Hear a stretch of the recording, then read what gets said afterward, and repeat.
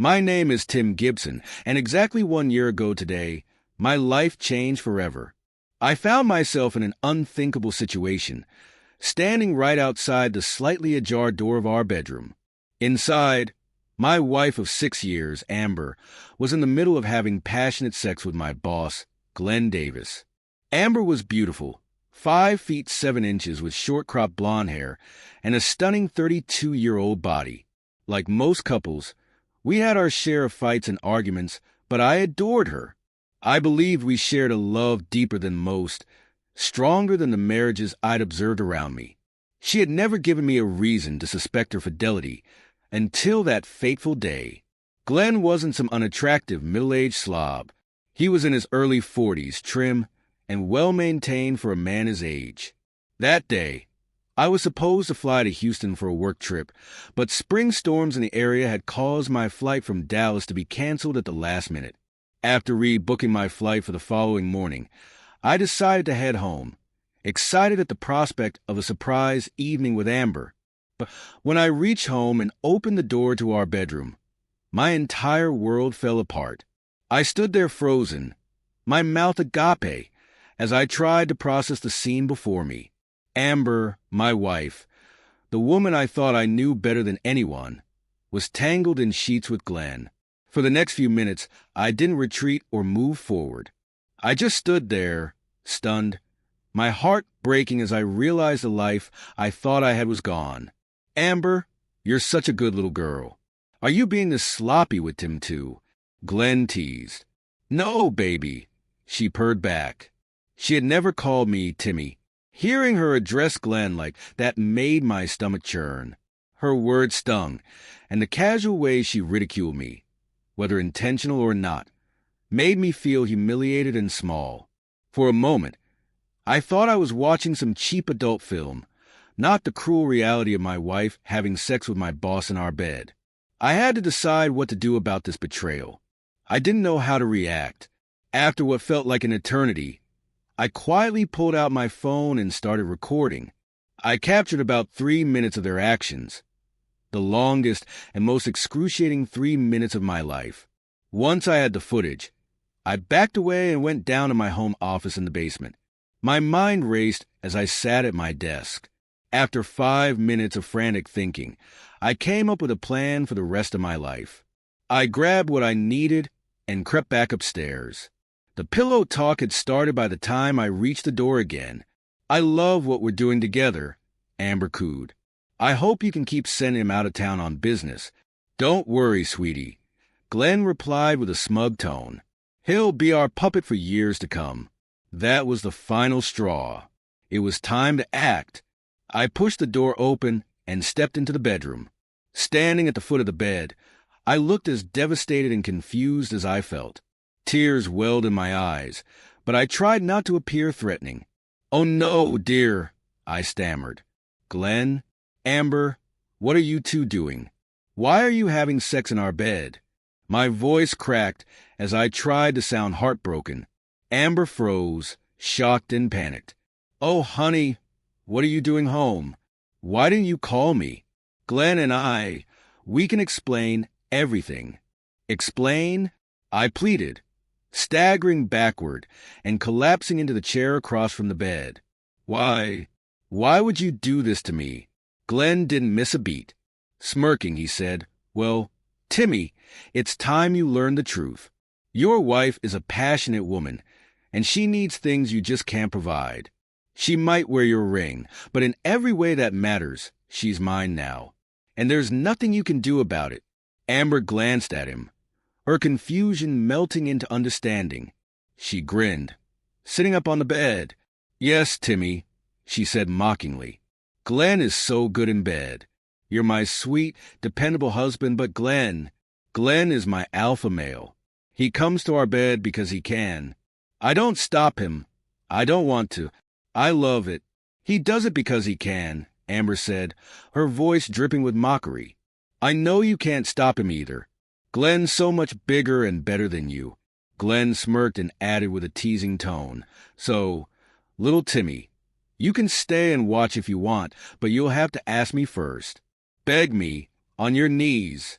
If you're a good boy, maybe I'll let you make love to your wife when we're done. But you better beg for the privilege. Amber, is that really what you want? I moaned, struggling to hold on to the last shreds of my dignity. Please, don't make me do this.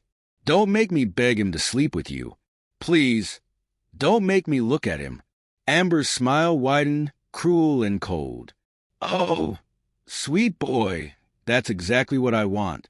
Now, do it. Beg. Beg Glenn to have sex with me. Lowering my head as though I were utterly defeated, I muttered, Glenn?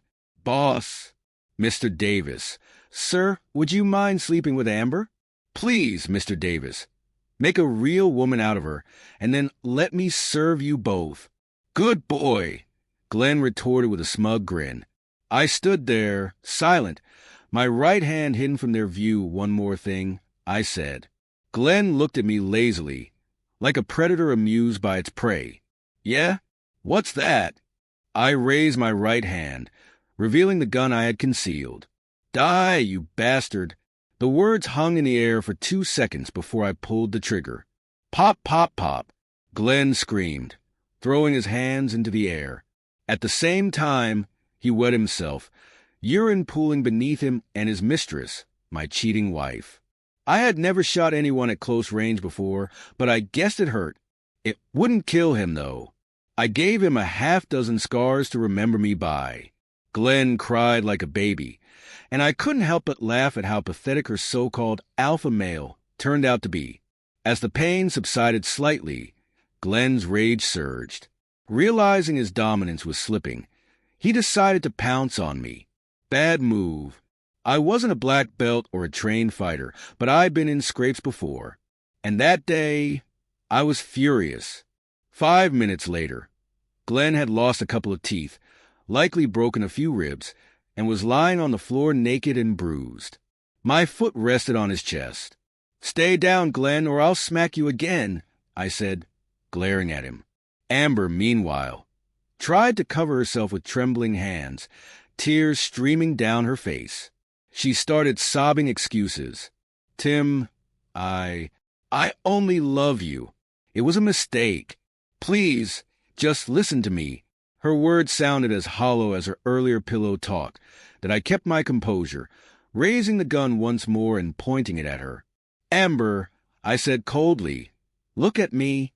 She continued to sob, burying her face in her hands. Amber, I barked, my tone sharper now. Look at me, you stupid cheater. Her head snapped up, fear flashing in her eyes. That got her attention. I didn't hesitate. I fired 2 shots, one into her shoulder and another into the top of her right leg. She cried out in pain, clutching at her wounds. Hurts, doesn't it? I said, my voice devoid of emotion. Cheating does that. Please, Tim, stop, she whimpered, blood staining the sheets beneath her. I tossed the gun onto a nearby chair and pressed my foot harder against Glenn's chest, eliciting another groan from him. Turning my attention to Amber, I leaned closer. Let's have a little chat, Amber. But she was too hysterical to focus. Her cries grew louder, her hands shaking uncontrollably. Well, I muttered to myself, nearly emotionless. Looks like we'll have to do this the hard way. I walked over to the bed, grabbed her by the hair, and forced her to look at me. I slapped her, not as hard as I wanted to, but enough to break through her panic. Amber, I said firmly, look at me. Listen. She froze, her eyes wide with shock. I had never laid a hand on her before, and I rarely even raised my voice. She was stunned. Tim, what? I'm listening, she said softly, her voice trembling with fear. Well, my dear, I said, my voice low and icy, you've ruined everything. I thought we loved and adored each other. I began, my voice trembling with the weight of betrayal. But apparently, I didn't even know you. My heart is broken, Amber, and I may never be able to trust anyone again. So thank you, truly, for this gift. Amber started to speak. Tim, Shut up, I snapped, cutting her off. I'm talking and you're listening. When I leave, You can talk to that coward Glenn all you want. Leaving? Where are you going, Tim? She stammered, panic creeping into her voice. You can't leave. We can get through this. I know you love me. Leaning over, I grabbed her by the hair and pulled her up roughly until we were nose to nose. Amber, if you don't shut your trap, I'm going to slap you again. Do you understand? Yes, she whimpered, her voice shaking. I released her, and she collapsed back onto the soiled sheets. Like I said, you've crushed me mentally and emotionally. Your cruelty is beyond comprehension. I'm not perfect, but I don't deserve the garbage you and your lover dished out tonight. So no, there won't be any long conversations to work this out or patch things up. I'm done. I'm leaving. Her tears fell freely now, her voice breaking. Tim, no, please. I'll need a day or so to pack up and start my journey. Wherever I'm headed, it'll be far away, out of your reach. I paused, glaring at her. I'll keep you and Glenn tied up for a couple of days to give myself a head start. I'll throw your cell phones into the river on my way out of town. You'll be strapped down tight. So it'll be uncomfortable but not fatal. No one will come looking for Glenn here, and since you're not working, no one will miss you either. By the time I'm safe, I'll notify the police to release you both. Glenn will probably press charges, and I'm sure you'll help him. But don't worry. I'll be long gone by then. Amber collapsed to the floor, sobbing uncontrollably. The next 2 days passed in a haze of practicalities. I untied Amber when she needed the bathroom, then tied her back up. I drained her bank accounts, sold her car, and cashed out my 401k. Between tasks, I walked past Glenn, who stank to high heaven, and gave him an occasional kick for good measure. Beer helped dull the edges of my anger. By the end of the second day, I was ready to leave. The bedroom reeked. Amber was weak from lack of food, and I didn't care. She had put on some weight in the last couple of years, so I considered this an unintentional diet plan. Physically, she'd be fine in a few days. Mentally and emotionally, that wasn't my problem anymore. The last few hours before my departure blurred together. I packed a couple of suitcases, gave Glenn one final kick, and smirked at my utterly defeated wife. Then I left. 20 hours and 2 flights later, I arrived at my destination. Keeping my promise, I called the police back in Dallas to report where Glenn and Amber were. I also sent Glenn's wife a text message, attaching the video I had recorded. Then, I threw my phone into the nearest river. I never followed up on what happened. Maybe Glenn's wife divorced him.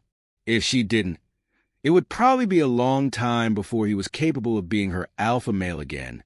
1 year later, sitting in a small cafe in a remote corner of Montenegro, I reflect on the events of that night. Do I feel remorse? Slightly. It was hate and revenge that drove me, but what they did to me was beyond cruel. I had 5 minutes to decide how to react, and 5 seconds to reject the idea of enduring humiliation. Everything else followed from that decision. Why Montenegro? There were several reasons.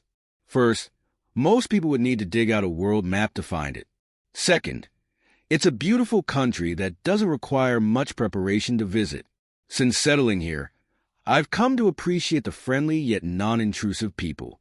The climate suits me, and I've even started picking up the language. It's not the life I imagined, but it's mine. The end.